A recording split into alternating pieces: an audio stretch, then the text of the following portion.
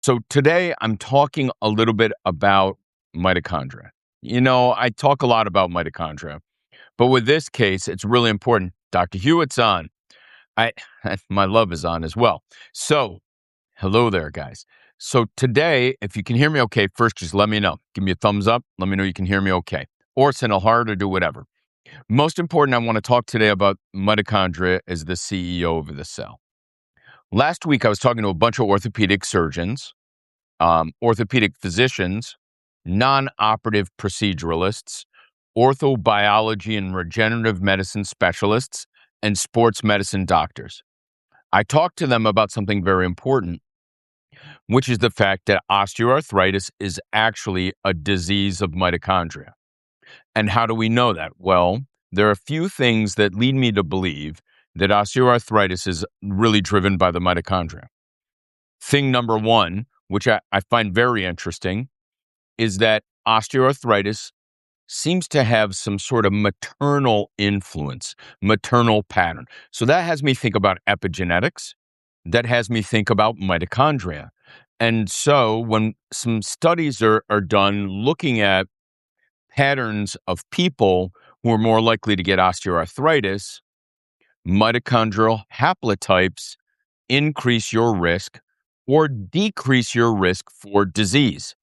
That makes me think, oh, the mitochondria must be involved in that. And certain haplotypes in a Chinese population increase their risk.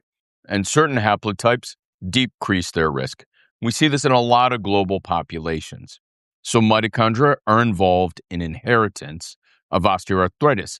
The second thing that I look at in regards to this, what makes osteoarthritis a little bit better? Well, we know that platelet-rich plasma can help. We know that mesenchymal stem cells can help. We also are starting to learn that semaglutide in the joint may help. Now, semaglutide may have a pathway that involves mitochondrial signaling. We know that platelet-rich plasma is dropping mitochondria into the joint. Now we're looking at Hernigu's data, Dr. Hernigu, and we're finding that putting mesenchymal stem cells and PRP subchondrally is helping repopulate those cells. How? A lot of people think that it has to do with mitochondrial donation. The third reason is what we call the milieu of the chondrocyte, the cartilage cell. And in that milieu, what we find, we totally can talk about exosomes in a little bit. I'll address what an exosome is, right? It's a smaller molecule. It's what we call an extracellular vesicle, and it's a smaller one. So that means smaller ones have to contain smaller signals. So in the chondrocyte, these cells, these cartilage cells, become what we call senescent. They develop something called the senescent associated secretory phenotype. So SASP is the name for it. Well, how the heck do they get SASP? Well, just a few weeks ago, an article was published in Nature on how mitochondria can cause epigenetic modification in the nucleus of the cell. And that epigenetic modification can lead to, you got it, senescence associated secretory phenotype, the SASP. So the SASP is what drives a lot of problems in osteoarthritis. SASP creates inflamed synovium, inflamed chondrocytes, and it spreads in a paracrine manner. So the cells next to it, when they receive the same signal, you can think about it like World War Z, right? A zombie goes and bites someone else, and then now that person's a zombie too. That's what happens with SASP. The signaling spreads, and pretty soon the whole joint is on fire. Well, what started it? I'm here to propose that mitochondria started it. Mitochondrial damage started it, and that breaking of the mitochondria led to increased oxidative stress, increased cellular signaling, release of certain what we call mitokines, which go into the cell. Now, it's very interesting because we know one of those mitokines is called MOTS-C or MOTS-C. So MOTS-C has been found to translocate from the mitochondria into the nucleus of the cell. And what can it do? It can induce epigenetic changes. The paper I talked about a couple of weeks ago said mitochondrial signaling induces epigenetic changes that cause senescence and the senescence-associated secretory phenotype. So, mitochondrial damage, it does happen in other joints too, Shayna. It does. It doesn't happen as much as in the knee, and we see different inflammatory patterns. So when you investigate, yeah, there you go, Dr. Hewitt, maybe that's what we need. So she said MOTS-C after SS31, and the answer is yes, because cardiolipin, which is in the inner mitochondrial membrane, kind of holds our electron transport chain molecules into the mitochondria. When that gets disrupted, then electron transport doesn't go as smooth. So Shana asked a great question. She's like, why would this only happen in the knees and not in the other joints? Two things. One, we haven't studied the other joints as well. Secondly, we know that the cytokine pattern in hip OA is a little bit different than knee OA, and we can't quite figure out why. I think that if good researchers investigate the mitochondria, they may find out exactly why that is. And so, why do the mitochondria matter? Well, I think that the mitochondria are actually the CEO of the cell. And it's not my own original thought. Chris Palmer put this in his book called Brain Energy.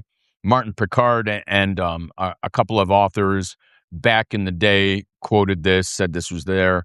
Laura Lee Glover, and yeah, I agree. Also, hey, and hip also doesn't have the malalignment issues in osteoarthritis that the knees do. Totally agree. Dr. Hewitt. So Timothy Schutt also quoted this. So him, Martin, and their teams called the CEO of the cell the mitochondria. Why? Because it turns out that the mitochondria can actively control cell division. Think about this. When the first primordial mitochondria ends up inside a primordial cell, guess what can happen? Well, the mitochondria will divide and they'll make more, just like bacteria. And the cell will divide and make more. What happens when the cell is dividing, but the mitochondria is not? Well, you can get diluted mitochondria. And so the mitochondria needs to behave and time its replication with the cell replication. Shane asked another question. Does running cause damage or is running protected? Long, hot debate. One of my my teachers in medical school, an orthopedic surgeon by the name of Howard Lux, has gone through this many times. Running and exercise is protective. Running and exercise is protective. Why? Exercise creates more mitochondria, right? And theoretically, that can reduce inflammation. The problem is acutely, exercise induces inflammation. And in fact, we see that happen. And so this is one of these things also very interesting related to mitokines, like MOTS-C, which is a peptide, or MOTS-C. These mitokines get activated and revved up when you have like interferon signaling or when you have exercise, which also induces inflammation because remember, exercise creates a metabolic stress. It creates damage and shear, which leads to inflammation as well. So because of those things, acute quick inflammation, boom, goes back down to normal. But what happens is the mitokines then secrete all of these anti-inflammatory molecules. So exercise, I think, in the long run is protective. Some of the data shows that. Now, granted, the best knee osteoarthritis treatment theoretically for pain reduction is actually a knee brace, which to me seems crazy, but that's what the big, large studies show. So if the mitochondria can control when a cell divides, which makes sense so you don't get diluted mitochondria, what else can they control? Well, they control senescence, and I just talked to you about that. They can control when they divide, they can control senescence as well. Also, the mitochondria is the executioner of the cell. It can induce apoptosis. It can induce senescence, and it can induce cell division. Also, it controls the cell's resources. Why? Because it produces the energy the cell needs. In addition to that, what we're really understanding now is the mitochondria also controls the immune response. And that makes a ton of sense, right? You get into a cell, right? You get into this nice home. You don't want the home to burn down on you. Yeah, I agree. Prolotherapy is a very interesting dynamic here. I totally, Dr. Hewitt, I agree. So you don't want the cell to kick you out. So to prevent the cell from kicking you out, you would have to develop adaptive responses to control the immune system response. In addition, let's say someone invades your house. You would also want to activate the cell's immune response so that way you can kick out the invaders. We are now understanding that the mitochondria can signal the immune system to attack. The mitochondria can also signal the immune system to stand down. In addition to all of those things, what we're understanding about the mitochondria and the production of bioluminescence or light as a signaling molecule, we are now blowing the lid off the fact that the cell controls the mitochondria. Instead, it's reverse. The mitochondria controls the cell. And what's very interesting about that, especially when you talk about prolotherapy, I think about PRP and other biologics, stem cells, as sending mitochondria, or PPP in some cases, sending mitochondria to the zone of the tissue you want to repair. It turns out that the mitochondria from those cells that you're injecting reflect the cell that you isolated them from. That makes a lot of sense. So think about it. If you have a bad condition like long COVID, or you're sick with cancer, or you have an unusual autoimmune inflammatory condition, are the mitochondria in your platelets and stem cells going to be healthy to the joint you inject them in? And this is what I'm talking about with the orthopedic surgeons and the PRP doctors that are in sports medicine, that are in physical medicine and rehab, that are in anesthesia, that are in pain medicine. The answer is no. If your body is not healthy and your platelets are not healthy and your stem cells are not healthy, why would you want to concentrate the mitochondria from those cells and put them into a joint which is also not healthy? So in the end, I'm going to recap this because I think it's very, very, very important as we go through this. Number one, mitochondria are a direct reflection of the cell health that they are isolated from.